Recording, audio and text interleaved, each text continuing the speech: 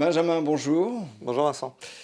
Alors, en avril 2020, le pétrole ne valait quasiment plus rien. Pourquoi? Parce qu'avec l'effondrement de la demande mondiale due à la crise sanitaire, on a eu des stocks pléthoriques et on ne savait plus quoi faire du pétrole. Donc on avait trop d'offres.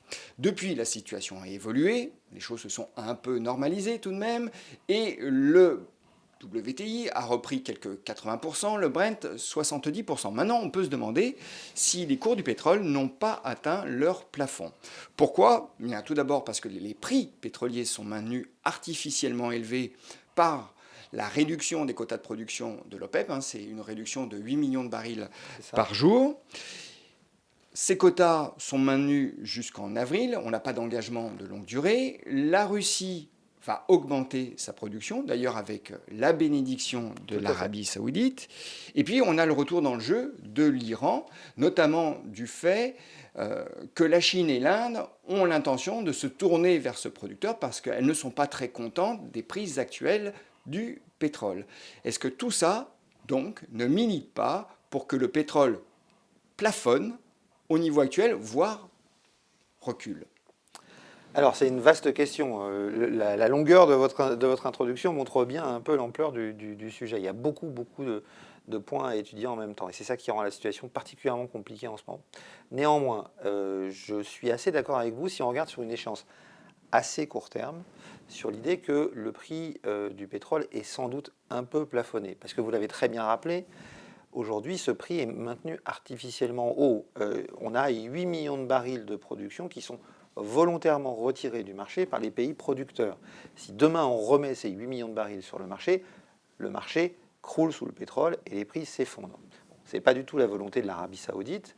Et il faut quand même avoir en tête que ça plafonne parce qu'il va falloir remettre progressivement ces 8 millions de barils par jour de production sur le marché. Mais l'Arabie saoudite a les choses en main et, entre guillemets, je dirais que elle a fait quelque chose d'historique au début de l'année, et je pense dont on parlera dans les livres d'histoire quand on parlera du pétrole et de cette période dans quelques années. La réduction volontaire de l'Arabie saoudite d'1 million de barils par jour supplémentaire, en plus de ce qui était décidé par l'OPEP et ses alliés, la Russie, le Kazakhstan et autres, fait qu'aujourd'hui, l'Arabie saoudite a une main totale sur la stratégie pétrolière du groupe, que ce soit OPEP ou alliés. Pourquoi?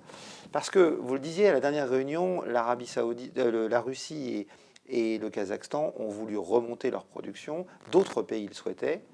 Et là, l'Arabie saoudite est dans une position vraiment de force, parce que l'Arabie saoudite peut leur dire, écoutez, si vous remontez votre production, si vous ne jouez plus le jeu, moi je remets mon million de barils par jour de plus tout de suite sur le marché. Donc vous vendrez peut-être un petit peu plus de pétrole, mais la probabilité que vous le vendiez 10 ou 15% moins cher est très élevée. Donc c'est eux qui ont les rênes aujourd'hui et qui peuvent décider de cette politique. Et il y a quelques mois, le ministre du pétrole saoudien avait déclaré que ceux qui jouaient contre l'OPEP et ceux qui jouaient pour une baisse de pétrole allaient se casser les dents. Je pense qu'on est exactement dans cette logique-là. Alors, ça veut quand même dire qu'on peut avoir de la volatilité à court terme, parce qu'il va falloir réussir à piloter la sortie de cette crise, et donc la remise sur le marché de ces volumes progressivement. Mais je crois qu'avec cette réduction volontaire, l'Arabie saoudite a mis tout le monde au pas. La Russie, le Kazakhstan, les autres pays de l'OPEP, et même les Américains. Parce que, évidemment, un pétrolier de schiste aujourd'hui qui voit le pétrole qui remonte à 70 $ le baril peut se dire, bah, à ce niveau-là, je peux relancer mes investissements, recommencer à forer, augmenter ma production et vendre davantage de pétrole pour essayer de prendre des parts de marché à l'OPEP qui produit moins. Mais là, les producteurs de schiste sont obligés de se dire, si je fais ça, l'Arabie saoudite va remettre son pétrole sur le marché immédiatement. Et donc, quelque part, l'investissement aussi dans les pétroles de schiste est bloqué par cette décision de l'Arabie saoudite. Donc on a vraiment aujourd'hui une décision, quand les gens se disaient il y a quelques années que l'OPEP était morte, on voit bien que l'OPEP est plus que jamais présent. Vous le disiez, c'est l'OPEP qui a donné son autorisation à la Russie d'augmenter un petit peu sa production, pas beaucoup, 150 000 barils je crois, par jour pour le mois qui vient. C'est l'Arabie saoudite qui décide pour les États-Unis, en fait, aujourd'hui, avec cette marge de sécurité, et qui met les autres pays de l'OPEP au pas. Donc, à court terme, les prix sont capés. Ils ne devraient pas beaucoup baisser parce que l'Arabie saoudite fait tout ce qu'il faut pour piloter une Il peut mettre sortie tout le monde au pas. lente et qui mette tout le monde au pas. Ça, c'est pour la période courte. Maintenant, si on essaie de se projeter et qu'on regarde un petit peu plus loin, on a un vrai sujet. Et je pense que là, le prix du pétrole ira beaucoup plus haut. Alors le vrai sujet, c'est quoi? Ce sont les investissements qui ont été retardés et dont on sait, et vous nous l'avez répété plusieurs fois d'ailleurs Mhm. sur notre chaîne, qu'ils sont déficitaires depuis plusieurs années. C'est ça. En fait, depuis la dernière crise qu'il y a eu en 2014, les investissements ont systématiquement été abaissés par les compagnies pétrolières. Et évidemment, dans le contexte sanitaire qu'on a connu, il y a eu un effondrement de ces investissements. Donc ça fait maintenant presque 6 ans qu'on a des sous-investissements par rapport aux investissements nécessaires pour maintenir la production. Je rappelle juste, hein, quand on exploite un puits de pétrole, en gros, on met une paille dans une bouteille qui est sous la terre. La bouteille est sous pression, donc avec la pression, le pétrole remonte dans la paille. Au fur et à mesure que la bouteille se vide, il y a moins de pression, donc il y a moins de pétrole qui remonte. C'est ce qu'on appelle la déplétion naturelle. Ce facteur, il est d'à peu près 5% par an. Ça veut dire que si vous ne faites rien, votre production pétrolière baisse de 5% par an. Donc vous devez investir tous les ans, ne serait-ce que pour maintenir votre production constante. Cet investissement, il était estimé en 2015 par l'OPEP à 630 milliards de dollars par an. Ça fait plusieurs années qu'on investit aux alentours de 400 milliards par an, donc il en manque. Et donc on sait, vu que ces projets portent à 4-5 ans, qu'on va manquer de pétrole. Patrick Pouyanné l'a dit il y a encore quelques jours, il a dit en 2025, on manquera de 10 millions de barils par jour de pétrole. L'AIE a sorti hier un rapport dans lequel elle dit on n'a pas franchement retenu les leçons de la crise sanitaire et on ne prépare pas une économie plus verte puisqu'on aura un nouveau pic de consommation, probablement en 2025 ou 2026, du pétrole au-delà des 104 millions de barils par jour, ce qui veut dire qu'on va toujours dépendre beaucoup du pétrole. Donc pas assez d'investissement, des besoins toujours plus grands, on va manquer de pétrole. Et la transition énergétique n'y fait rien. Mais la transition énergétique, le problème, c'est qu'il faut le temps de la mettre en place. C'est-à-dire que vous ne remplacez pas des énergies fossiles que sont le pétrole, le charbon et le gaz, qui représentent 80% encore aujourd'hui de l'énergie primaire consommée dans le monde, par des éoliennes et des panneaux solaires. Il faut le temps de les construire. Les dernières années, les taux de croissance des énergies renouvelables en Chine étaient très importants. Néanmoins, l'énergie qui croissait le plus en volume, c'était le charbon, parce que la demande évolue encore plus vite que l'évolution de ces énergies renouvelables. Ce qui fait que depuis ces dernières années où on a fortement accéléré sur la transition énergétique, le mix énergétique mondial n'a quasiment pas changé. On a toujours 80% d'énergie fossile dans notre mix d'énergie primaire. Donc ça prend du temps, donc on va avoir besoin de pétrole encore longtemps, et il faudra que les prix remontent sur des niveaux qui soient suffisamment confortables pour que certains prennent le risque de recommencer à investir dans la production pour répondre à nos besoins tant qu'on ne sait pas faire autrement, c'est-à-dire avec des énergies plus propres et décarbonées. Donc on va avoir un pic de demande Oui, probablement vers 2026 selon l'AIE. et on aura une offre insuffisante pour y répondre. Exactement, donc ça veut dire des prix qui vont devoir monter, parce que dans ces cas-là, qu'est-ce que vous faites quand vous n'avez pas assez d'offres pour répondre à la demande? Vous avez deux solutions. Vous faites monter les prix pour essayer de stimuler la production. Et puis vous faites monter les prix pour essayer de détruire de la demande. Voilà. Donc il faudra qu'on fasse monter les prix jusqu'au moment où ça sera tellement douloureux que la demande baissera. Le problème, c'est qu'on sait que ça peut entraîner des problématiques sociales, on l'a vu avec les gilets jaunes en France, et puis des prix qui soient suffisamment élevés pour que des entreprises se disent, malgré le fait que le pétrole est une énergie en déclin, les prix sont suffisamment confortables pour que je puisse réinvestir pour permettre au monde d'avoir son approvisionnement en pétrole le temps qu'il faut pour passer des énergies propres. Mais est-ce qu'une hausse supplémentaire des prix du pétrole, finalement, ne ferait pas avorter tout ça très rapidement, tuerait le processus dans l'œuf quasiment, puisqu'elle porterait en elle-même des germes de récession? Et puis, oui, mais donc on aurait bien cette baisse de consommation, mais il faut On voir aurait aussi... toujours, oui, comme Alors, on a toujours une offre qui est insuffisante, c'est la ça, baisse de consommation ne suffirait pas c'est ça. finalement. Alors, après, ça peut être un mal pour un bien. Parce qu'on a toujours dit que l'ennemi du pétrole cher, c'était le pétrole cher. C'est-à-dire que quand vous avez un pétrole très cher, vous avez tendance à essayer de l'économiser et d'en consommer moins. Donc ça va avoir tendance à faire baisser la demande.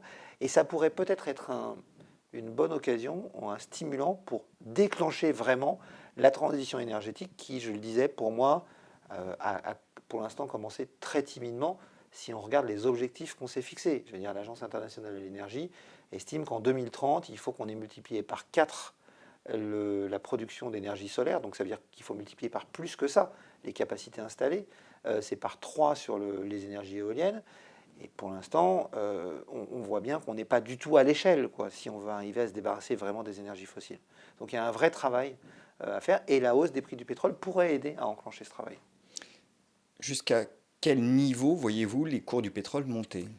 À une époque, vous les voyiez atteindre les 100 dollars. C'est Ouais, toujours un c'est objectif? toujours l'objectif. Je pense que, alors, il y a eu de l'inflation depuis la dernière crise, il y a eu un effet richesse qui fait que je pense qu'à 100 dollars, si on monte progressivement vers ces niveaux-là, on a des prix qui sont entre guillemets gérables par l'industrie et par le consommateur d'une façon générale. Euh, mais je ne suis pas sûr qu'on restera à 100 dollars. On ira toucher. Le marché du pétrole est un marché qu'on appelle de boom and bust, c'est-à-dire qu'il a des grosses phases d'accélération, puis des phases d'éclatement. C'est ce qu'on a connu ces dernières années. Euh, il y aura un moment, une prise de conscience de la gravité de la situation, une envolée des prix, quelque part vers les 100 dollars, avant d'avoir une stabilisation probablement autour des 80 dollars, qui serait un prix, je pense, qui serait cohérent pour avoir une demande qui soit maîtrisée et une offre qui reparte, des investissements qui soient suffisants pour assurer l'offre dans les années qui viennent. À quel horizon ça? Alors, l'horizon, je ne peux pas vous donner un mois précis, je le dis depuis le début de la crise sanitaire, je dis on aura ça dans les 12 à 18 mois qui suivront la fin de la crise sanitaire. Donc en gros, à partir du moment où on va commencer à avoir le bout du tunnel et donc la reprise économique, il y avait des stocks qui ont été constitués, vous l'avez bien rappelé, pendant le début de la crise. Aujourd'hui, le travail que mène l'Arabie Saoudite et l'OPEP permettent de réduire un peu ces stocks. Mais quand on va sortir de la crise, il faudra d'abord éliminer ces stocks. Et puis là, le marché va commencer progressivement à réaliser qu'on va arriver à un vrai sujet derrière, avec un manque d'offres. Et là, les prix pourraient monter très vite. Donc je pense dans les 12 mois qui devraient suivre la fin de la crise, si on part du principe que d'ici cet été, on commence à voir la politique vaccinale à travers le monde produire ses effets, on peut s'attendre à des prix aux alentours de 100 dollars dans le courant du deuxième trimestre 2022. Mais comment jouer cette ascension vers les 100 dollars que vous prévoyez? Alors c'est un sujet qui n'est pas simple du point de vue d'un investisseur particulier parce que il y a des produits qui peuvent sembler assez évidents. Il y a notamment ce qu'on appelle les ETF. Et il existe des ETF sur le pétrole, mais c'est un produit sur lequel j'attire l'attention et je dis qu'il faut avoir beaucoup de prudence. Pourquoi? Parce que quand vous achetez un ETF sur le pétrole, il faut savoir que ça ne doit pas être plus intéressant d'acheter un ETF sur le pétrole que d'acheter du pétrole directement. Si vous achetez du pétrole pour voir s'il va monter dans les 3 prochains mois, si vous achetez physiquement, il va falloir le stocker. Donc vous allez payer un coût de stockage. Donc pour pas que ça soit plus intéressant d'acheter un ETF que d'acheter du pétrole au comptant, le prix que vous allez payer dans cet ETF va intégrer ces coûts de stockage.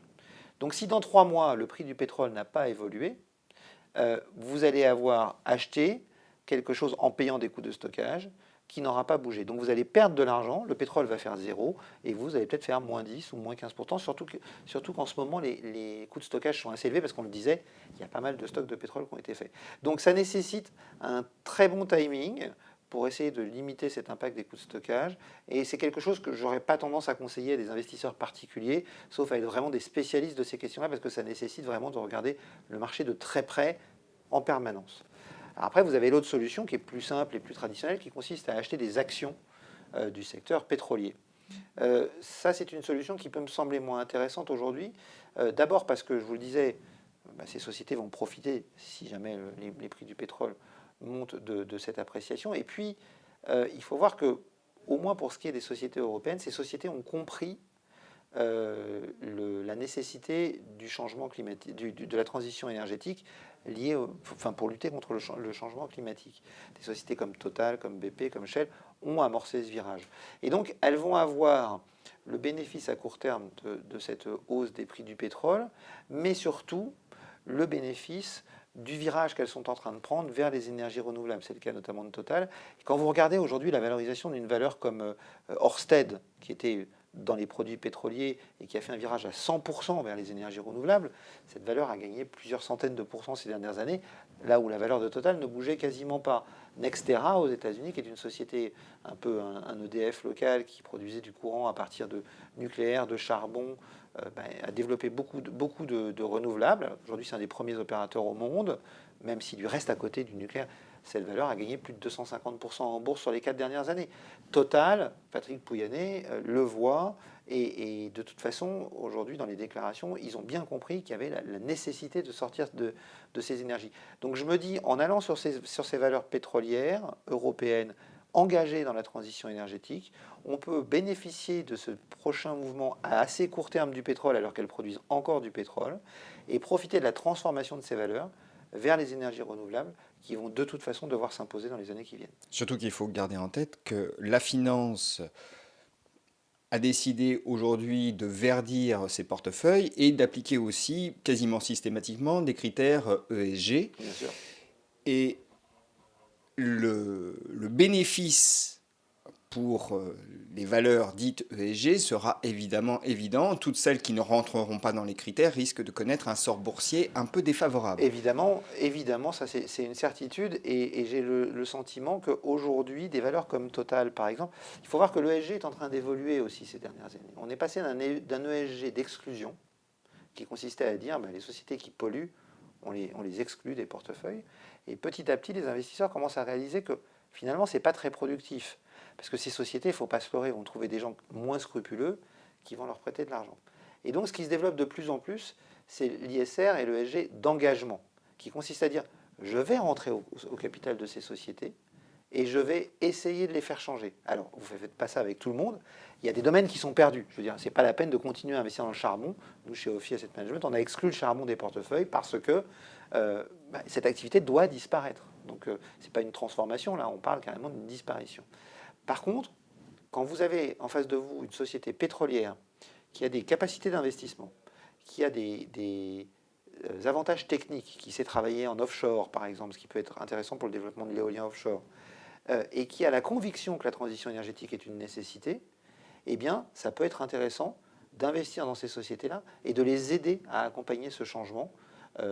C'est ce qu'on regarde beaucoup avec des organismes comme Science Based Target aujourd'hui, qui donnent des trajectoires et qui valident les trajectoires annoncées par des groupes pour voir si elles sont crédibles ou pas. Et dans ces cas-là, je dirais que c'est là que vous êtes le plus pertinent. Parce que c'est pas en investissant dans des sociétés qui ne polluent pas que vous allez dépolluer l'économie, que vous allez décarboner l'économie. C'est en investissant dans des sociétés qui sont carbonées et que vous allez accompagner et pousser à décarboner. C'est là que vous aurez le maximum d'effet. Donc effectivement, je pense que ces sociétés-là sont amenées aujourd'hui à avoir peut-être un peu plus de place dans les portefeuilles, dans le cadre d'un ISR d'engagement plutôt que d'un ISR d'exclusion. Et d'un point de vue d'investisseur, il est intéressant d'accompagner ces sociétés dans leur trajectoire justement de transformation, puisque c'est l'histoire boursière que jouera le marché. Exactement, et donc c'est là qu'il va y avoir le plus de création de valeur au moment de cette transformation. Donc on a bien retenu votre message, Benjamin. Donc il pourrait y avoir de la volatilité à court terme sur les cours pétroliers, mais vous voyez en sortie de crise sanitaire une appréciation très sensible des cours du pétrole, et vous dites que pour jouer cette tendance, si jamais elle survient, eh bien, ceux qui sont intéressés doivent plutôt se porter sur des titres de pétrolières intégrées, et notamment pétrolières intégrées européennes. Tout à fait. Qui ont fait le pari de la transition énergétique. Qui commence à faire ce pari et qui accélère sur ce pari. Patrick Pouyanné en a parlé il y a encore pas longtemps, en expliquant qu'il voulait, je crois, plus de 50% des revenus de Total en 2030 qui soient autour des énergies renouvelables. Oui, ce qui change l'histoire. Benjamin, merci. Merci Vincent.